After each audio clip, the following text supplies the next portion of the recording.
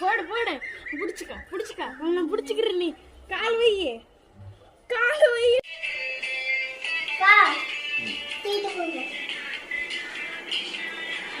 நல்லபடியாக கொண்டாடிட்டு கிருஷ்ணர் அருளால் அடுத்த வருஷம் வீட்டில் கிடைக்கும். நம்ம செல்வத்தில் கொடுக்கணும். எந்த ஒரு நோய் நொடி இல்லாமல் எல்லாரும் நல்லபடியாக வீட்டில் இருக்கும்.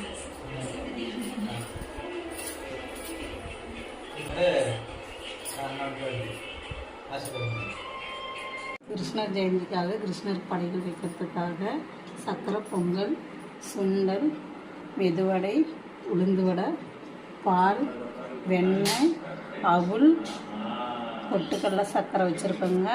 பொரி, அப்பளம்.